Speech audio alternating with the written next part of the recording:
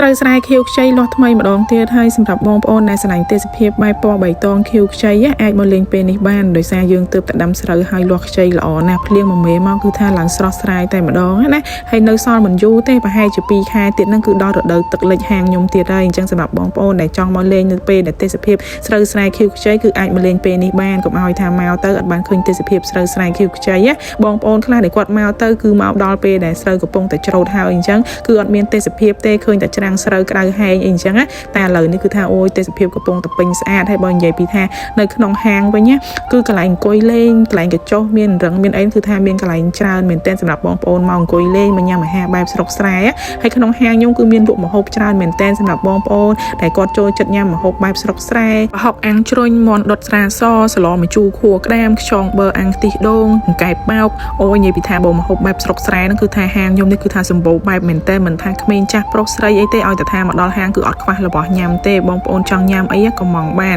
ពីរសជាតិម្ហូបវិញគឺខ្ញុំធានាជូនថាឆ្ងាញ់គ្រប់មុខតែម្ដងរសជាតិម្ហូបនៅហាងខ្ញុំគឺខ្ញុំយកតែរបស់ត្រីសាច់ដែលយើងទិញមកថ្មីធ្វើថ្មីជូនបងប្អូនហើយបងប្អូនមកគឺមិនបាច់ភ័យបារម្ភថារបស់អត់ល្អទេណាគឺខ្ញុំធានាជូនថាសូម្បីតែមាន់ក៏យើងយកមាន់ស្រែកង្កែបស្រែខ្យងស្រែយកមកធ្វើដែរអញ្ចឹងរសជាតិរបស់យើងគឺរសជាតិដែលបែបធម្មជាតិឆ្ងាញ់ស្រស់ណាស់អញ្ចឹងបងប្អូនដែលគាត់ចង់ញ៉ាំម្ហូបបែបស្រុកស្រែរសជាតិបែបស្រុកស្រែកន្លែងអង្គុយលេងបែបស្រុកស្រែមានខ្យល់អាកាសមានក្លិនស្រូវស្រែក្អូបបងប្អូនអាចមកហាងវាស្រែបានគឺថា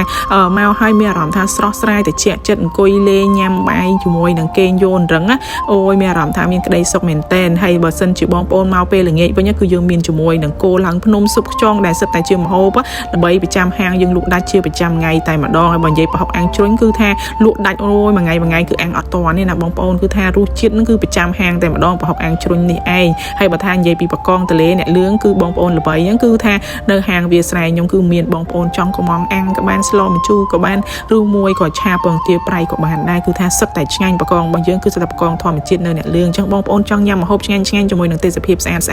អាចមកហាងវាស្រែក្បែរស្ពានអ្នកលឿងខ្ញុំបាននិយាយទៅឲ្យតែមកដល់ហាងគឺអត់ខ្វះទេរបស់ញ៉ាំឆ្ងាញ់